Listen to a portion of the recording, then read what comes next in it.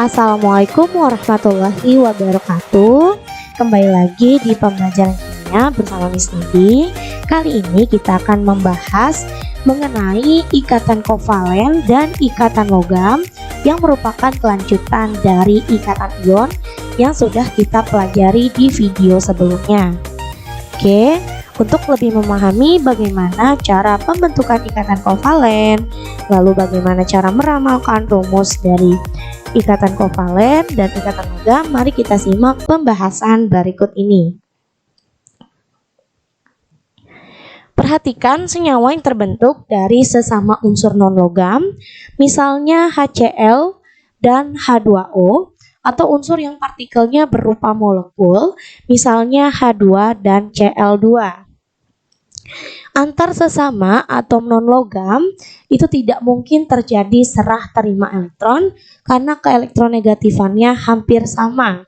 Selain itu, kalau misalnya sama-sama non-logam, berarti sama-sama mau menerima, berarti tidak ada yang menyerahkan. Maka tidak bisa terjadi serah terima elektron seperti yang terjadi di ikatan ion. Pembentukan ikatan dalam molekul hidrogen atau H2 ini digambarkan dalam gambar berikut. Masing-masing atom H mempunyai satu elektron. Pasangan elektron tersebut menjadi milik bersama, artinya ditarik oleh kedua inti atom yang berikatan secara bersama-sama. Jadi, dua elektron ini dipakai bersama-sama sehingga dapat memenuhi aturan oktet maupun aturan duplet. Untuk atom H, ini mengikuti aturan duplet. Sehingga ikatan kovalen sendiri adalah ikatan yang terbentuk karena penggunaan bersama pasangan elektron.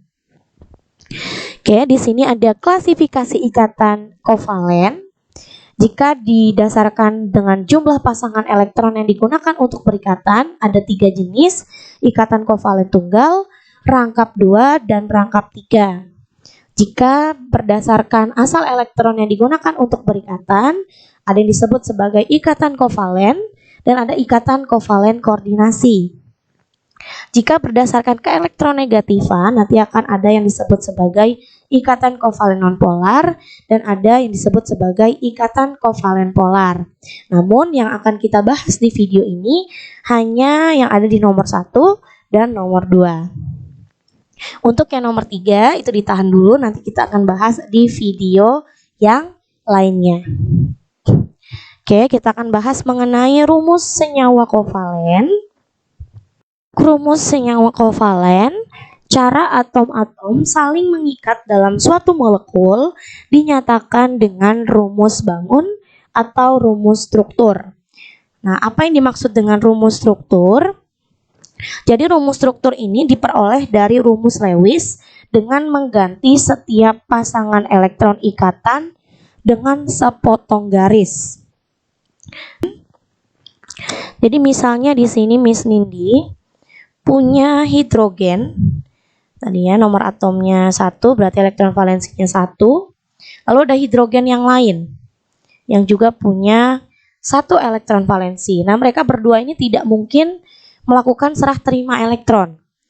Jadi elektronnya ini dipakai bersama-sama. Jadi seperti ini. Hidrogen dan juga di sini ada hidrogen yang lainnya. Nah, kedua elektron ini digunakan bersama-sama. Nah, untuk menuliskan rumus bangunnya, sepasang elektron ini digantikan dengan sepotong garis. Nah, seperti ini. Ya, ini adalah untuk rumus bangun dari hidrogen. Bagaimana dengan HCl? Nah, misalnya di sini H, elektron valensinya 1, Cl elektron valensinya 7, 1, 2, 3, 4, 5, 6, 7. Nah, ini sepasang ini digunakan bersama-sama. Ya, menjadi H, sini Cl, terikatkan ya. 1, 2, 3, 4, 5, 6, 7, 8. Nah, yang ini jadi duplet, ya, 2. Lalu yang ini jadi oktet Cl-nya. 8. Nah, ini rumus bangunnya adalah H, karena ini 1 ya, Cl. Nah, bagaimana selanjutnya misalnya di sini Miss Dini punya H2O. Hanya ada 2 nih ya. Berarti kita tulis dulu nih, hanya ada 2 H. Lalu di sini ada H juga. Lalu ada O. Nah, hanya di sini elektron valensinya 1, sedangkan O di sini elektron valensinya 6. 1, 2, 3, 4, 5, 6. Nah, mungkin kalian ada yang bertanya-tanya mengapa O-nya ini ada di tengah-tengah. Nah, jadi di ikatan kovalen ada yang dinamakan atom pusat. Jadi atom pusat ini biasanya yang berdiri sendiri unsurnya. Jadi kalau misalnya di sini H2O, O-nya kan sendirian. Nah, biasanya atom pusatnya adalah yang hanya 1 atau yang sendirian ini, ya. Maka di sini atom pusatnya adalah H. Nah, ini elektronnya akan digunakan bersama-sama. Maka bisa kita tuliskan O 1, 2, 3, 4, 5, 6. Nah, di sini H 1, di sini juga 1.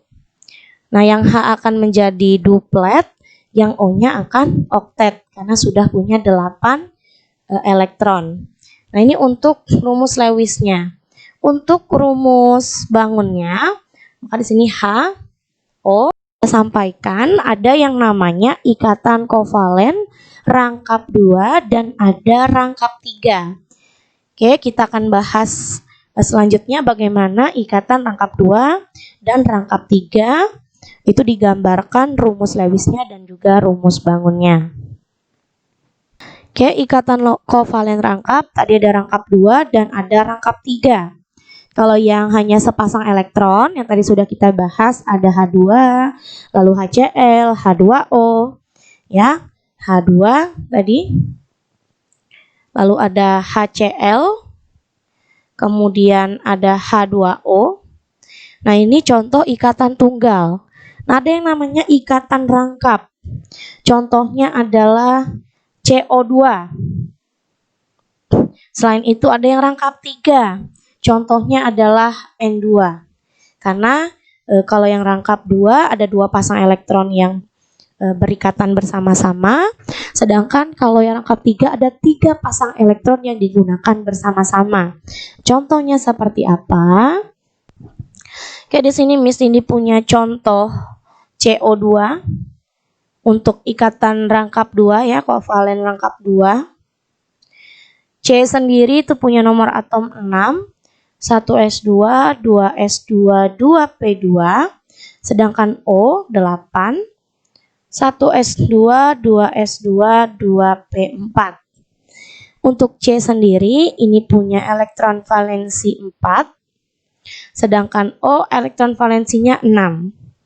Ini memerlukan 4 elektron untuk oktet, sedangkan oksigen memerlukan 2 elektron untuk mencapai konfigurasi oktet.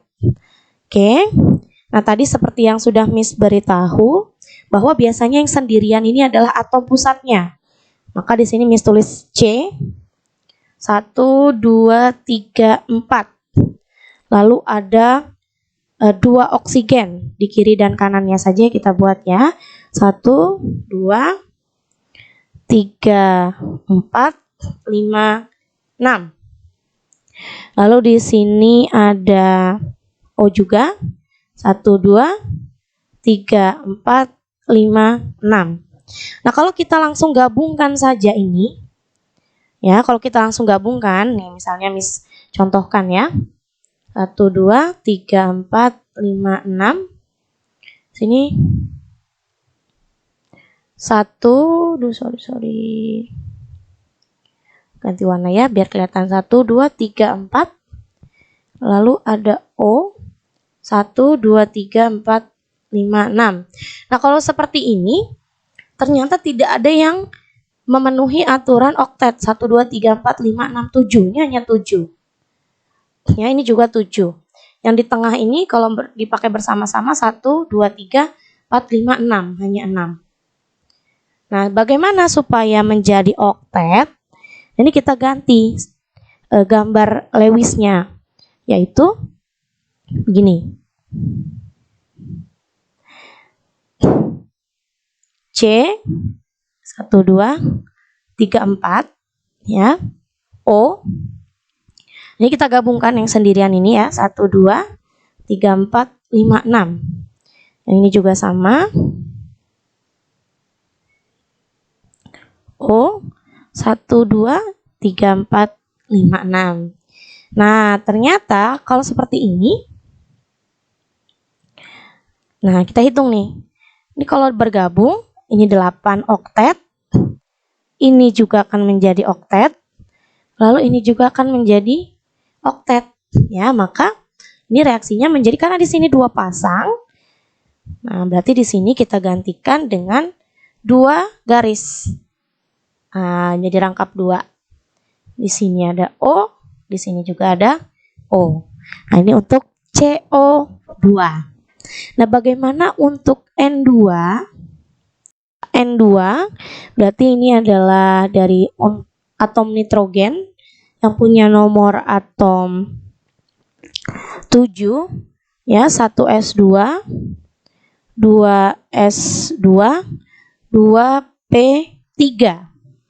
Ini berarti dia memerlukan, ini 5 ya elektron valensinya.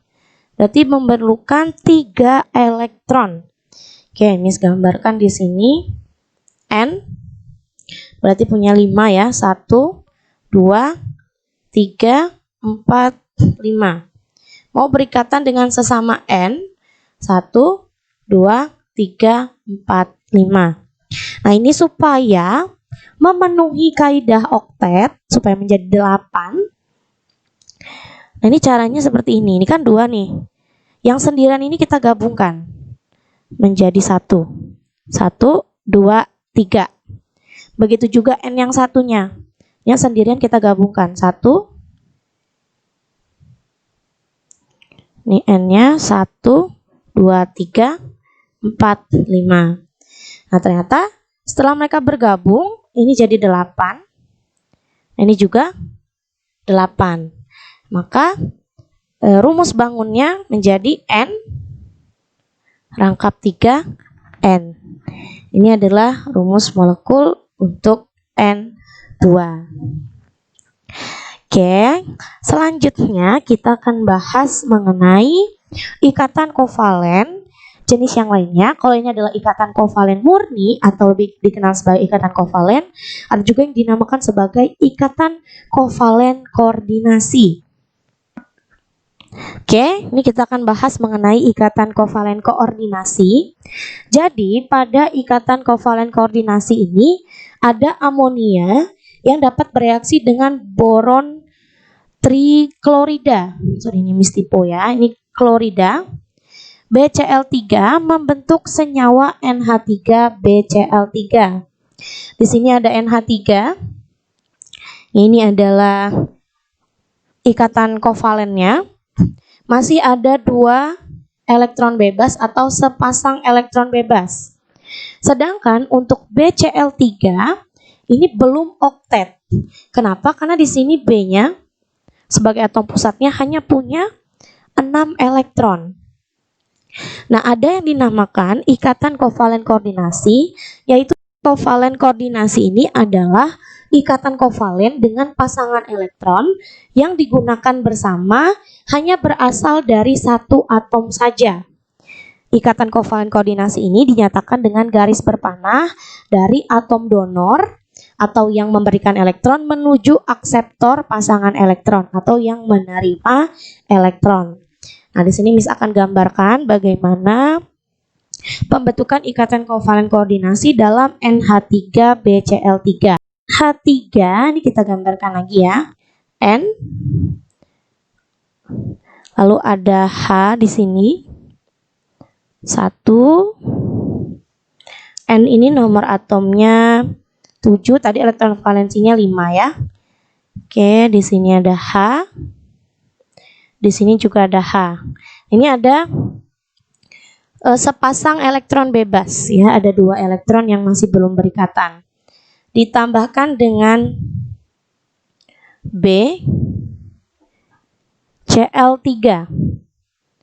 Ya, B ini 3, nomor atomnya 1, 2.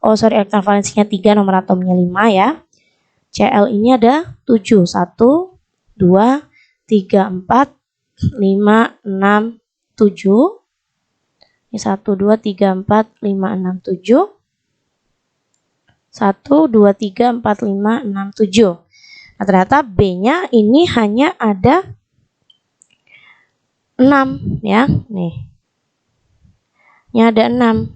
Dia belum oktet. Ini ada 6 ya. 1, 2, 3, 4, 5, 6. Masih ada 6, baru ada 6 elektronnya. Ini belum oktet. Nah, bagaimana supaya terjadi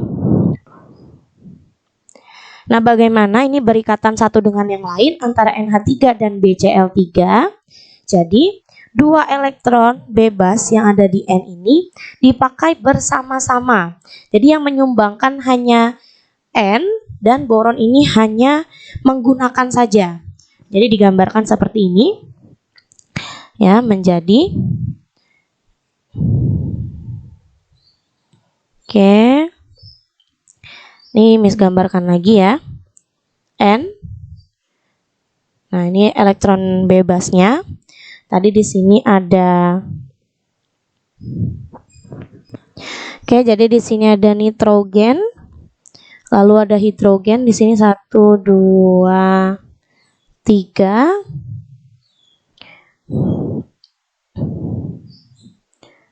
Oke, di sini ada 1, 2, 3. Ya, lalu ada boron. Kita dekatkan ya, boron. Di sini 1, 2, 3 diikuti dengan Cl, Cl dan juga Cl.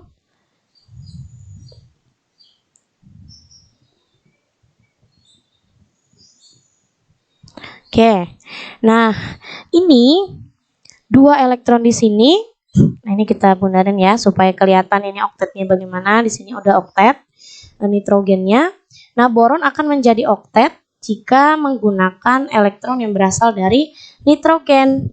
Jadi hanya salah satunya saja yang memberikan pasangan elektron. Jadi kalau dituliskan, nah ini adalah seperti ini rumus bangunnya. N, H, H, di sini juga H. Ini tanda panah ke arah B. Ini Cl, Cl, ini juga Cl. Nah, tanda panah inilah yang menunjukkan adanya ikatan kovalen koordinasi. Oke, selanjutnya kita akan bahas mengenai penyimpangan dalam aturan oktet. Oke, selanjutnya kita akan bahas mengenai pengecualian aturan oktet. Jadi ada beberapa pengecualian yang dapat dimaklumi dalam aturan oktet. Ya, ada senyawa yang tidak mencapai aturan oktet. Nah, biasanya senyawa yang tidak mencapai aturan oktet ini adalah berilium.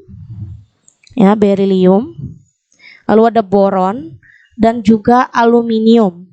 Ini dikarenakan unsur-unsur ini elektron valensinya kurang dari 4 dan tidak mencapai oktet. Di sini contohnya adalah BCl3. Lihat di sini boron hanya punya 3 elektron. Jadi dia tidak bisa mencapai aturan oktet. Sedangkan ada juga dengan senyawa dengan jumlah elektron ganjil.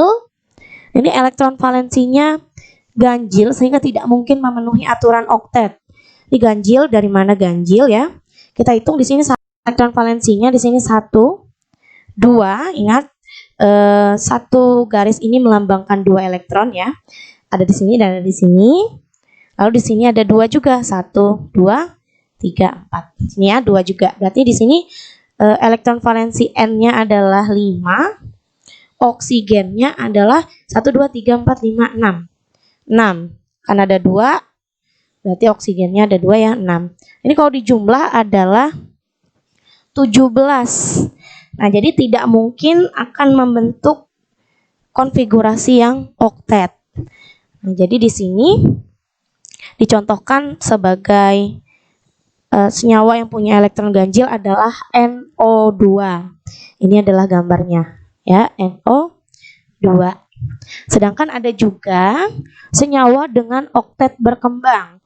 Unsur-unsur dari periode ketiga atau lebih dapat membentuk senyawa yang melampaui aturan oktet, lebih dari 8 elektron pada kulit terluar. Contohnya di sini ada PCl5 yang punya 10 elektron di atom P, lalu ada SF6, S-nya di sini punya 12 elektron. Lalu di sini ada ClF3, di sini Cl-nya juga punya 10 elektron. Oke, nah ini adalah biasanya senyawa-senyawa yang sering muncul di soal yang menyatakan penyimpangan aturan oktet. Oke, kita lanjut ke bagian yang terakhir dari video ini, yaitu ikatan logam. Logam mempunyai sifat dapat ditempa, dapat ditarik, dan merupakan konduktor yang baik. Logam sendiri itu mempunyai sedikit elektron valensi. Contohnya Na hanya 1 elektron valensi, Mg itu hanya 2 elektron valensi, dan seterusnya. Nah, oleh karena itu, kulit terluar unsur logam relatif longgar, sehingga terdapat banyak tempat kosong yang memungkinkan elektron berpindah dari satu atom ke atom lain. Mobilitas elektron dalam logam ini bebas sehingga elektron valensi logam itu mengalami delokalisasi, yaitu suatu keadaan saat elektron valensi tersebut tidak tetap posisinya pada satu atom, tetapi senantiasa berpindah-pindah dari satu atom ke atom lainnya. Elektron valensi dalam logam tersebut berbaur sehingga menyerupai awan atau lautan yang membungkus ion positif logam di dalamnya. Jadi struktur logam dapat dibayangkan sebagai ion-ion positif yang dibungkus oleh awan elektron atau lautan elektron valensi. Nah, seperti ini gambarnya ya. Ini ada ion-ion positif yang dibungkus dengan awan-awan elektron. Ini gambar dari ikatan logam. Nah, struktur logam seperti pada gambar ini dapat menjelaskan sifat-sifat khas logam seperti daya hantar listrik, lalu dapat ditempa dan dapat ditarik. Logam merupakan konduktor yang baik karena elektron valensinya mudah mengalir. Logam dapat ditempa atau ditarik karena ketika logam dipukul atau ditarik, atom-atom logam hanya akan bergeser, sedangkan ikatan di antaranya itu tidak terputus. Ini makanya bisa ditarik, lalu bisa ditempa ya logam ini karena sifat dari elektron-elektronnya tadi. Oke, nah di sini akhir dari penjelasan Miss Nindi mengenai ikatan kovalen koordinasi, lalu tadi ada pengecualian aturan oktet dan ikatan logam. Selanjutnya kita akan membahas subbab yang lain, yaitu geometri molekul dan juga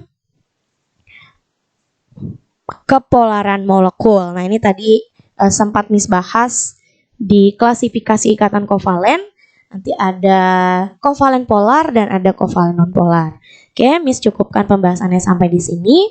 Miss akhiri, Assalamualaikum warahmatullahi wabarakatuh.